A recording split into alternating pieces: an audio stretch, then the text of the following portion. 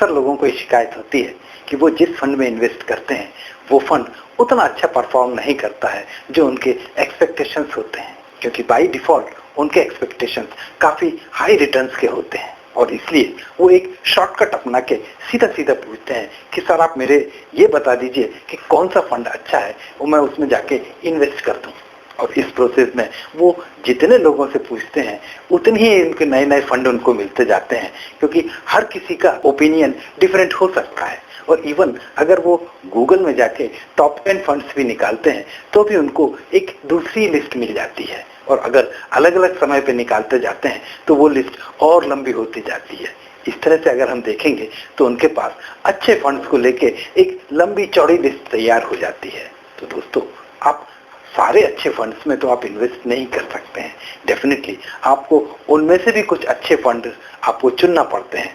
पर इम्पॉर्टेंट ये नहीं है कि वो फंड अच्छा है या वो फंड अच्छा नहीं है, इम्पॉर्टेंट ये होता है कि वो फंड आपके लिए एप्रोप्रिएट है या एप्रोप्रिएट नहीं है। क्योंकि दोस्तों, कोई भी फंड खराब नहीं होता। अगर वो खराब होता तो इतने समय तक मार्केट में इधर स्टैंड कैसे करता? वो फंड आज तक वहां से एलिमिनेट हो जाना चाहिए था, पर फंड इतने सालों से अभी भी उसकी जगह पर है। इसका मतलब है फंड तो अच्छा है, पर हो सकता है आपके लिए सही ना हो। ये कुछ इसी तरह से होता है कि मार्केट में तो बहुत सारी मिठाइयाँ अवेलेबल होती हैं, पर सारी मिठाइयाँ आपको अच्छी लगेंगी ये जरूरी नहीं है। पर किसी न किसी को तो अच्छी लग रही है, इसलिए वो मार्केट में आज भी बिक रही है। ठीक इसी तरह से हमारे म्यूचुअल फंड्स के साथ में होता है। म्यूचुअल फंड्स सारे अच्छे होते हैं, पर हमारे लिए कौन सा एप्रोप्रिएट है वो ज्यादा इंपॉर्टेंट होता है। तो आइए दोस्तों, थोड़ा डिटेल में डिस्कस करते हैं कि हम अपने लिए एप्रोप्रिएट म्यूचुअल फंड कैसे देखें, कैसे सिलेक्ट करें, हमारी क्या अप्रोच होना चाहिए कि किसी भी म्यूचुअल फंड जो कोई बोलता है अच्छा है उसको हम अपने लिए एप्रोप्रिएट है कि नहीं है, उस चीज को कैसे चेक करें।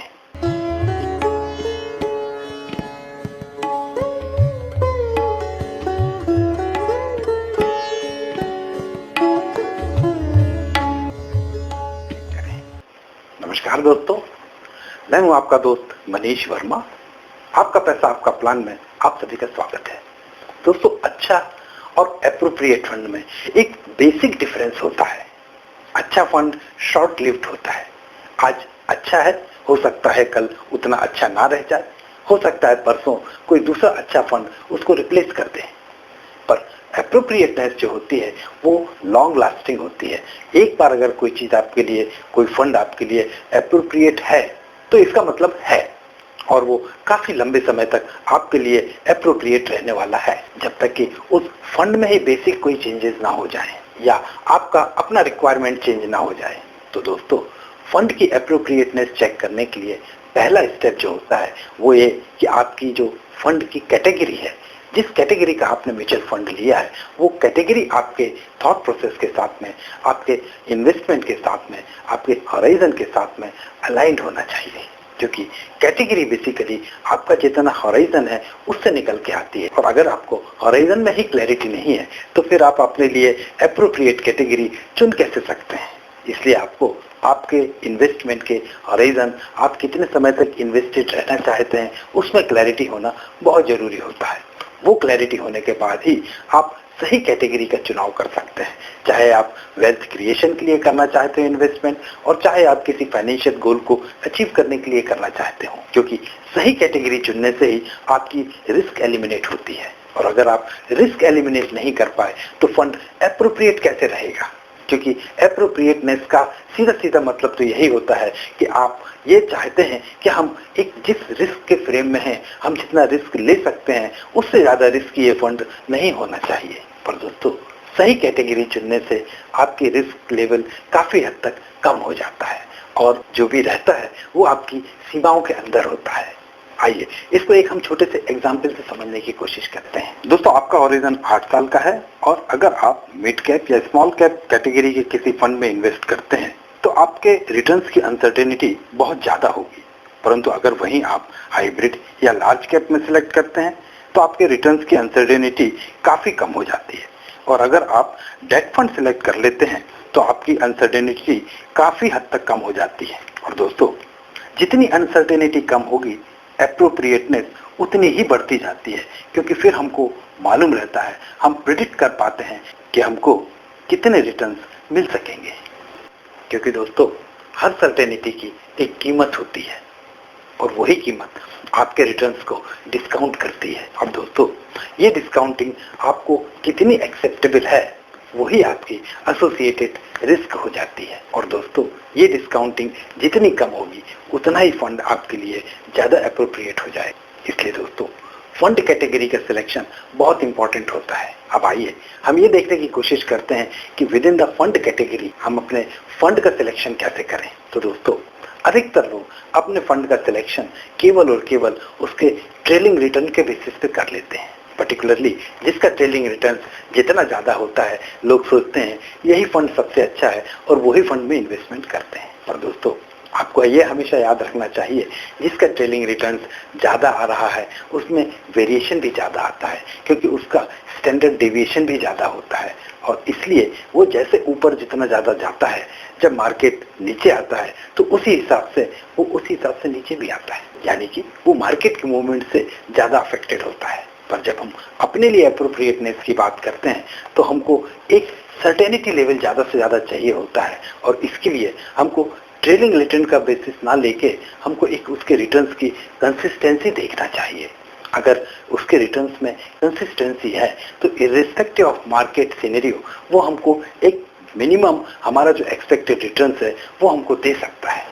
इसके साथ साथ हमारा फोकस उस फंड की लिक्विडिटी पे भी होना चाहिए, क्योंकि अल्टीमेटली हमने जो भी इन्वेस्टमेंट किया है वो इसीलिए तो किया है कि जब हमको ज़रूरत होगी हम उसको रिडीम कर सकें। और रिडीम करते समय अगर मान लीजिए हमारे फंड का लिक्विडिटी उस पर्टिकुलर फंड का पुअर है और हम अगर उस फंड को रिडीम नहीं कर पाए तो हमारे इन्वेस्टमेंट का पूरा एक पर्पस ही खत्म हो जाता है। इसलिए दोस्तों हमको उस पर्टिकुलर फंड की लिक्विडिटी इंश्योर करना भी उतना ही इंपॉर्टेंट होता है। अब लिक्विडिटी इंश्योर करने के लिए नॉर्मली हम दो बेसिक पैरामीटर्स को देखते हैं। एक तो जो फंड हाउस है जिसमें आप इन्वेस्ट कर रहे हैं वो फंड हाउस की अपनी एक क्रेडिबिलिटी होनी चाहिए। दूसरा वो पर्टिकुलर फंड जिसमें आप इन्वेस्ट कर रहे हैं उसका AUM यानी कि फंड का साइज एक साइजेबल होना चाहिए, जिससे कि आपको फ्यूचर में लिक्विडिटी जैसे प्रॉब्लम्स आने की संभावना एकदम कम हो जाए।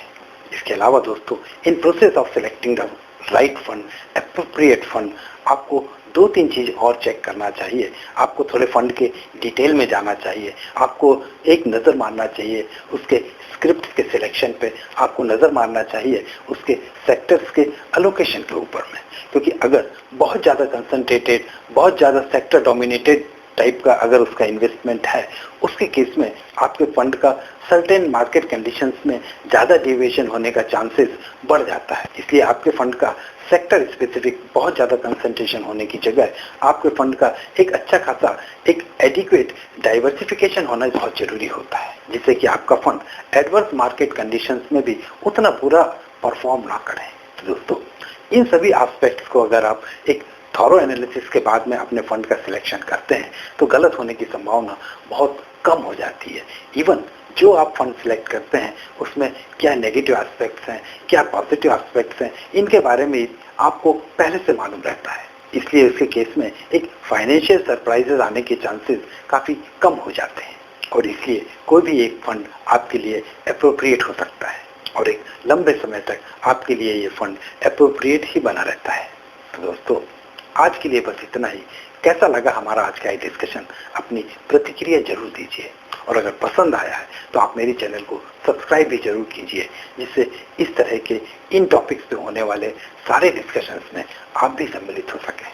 तो दोस्तों फिर मिलेंगे नए टॉपिक पे नए डिस्कशन के साथ। तब तक के लिए नमस्कार, जय हिंद।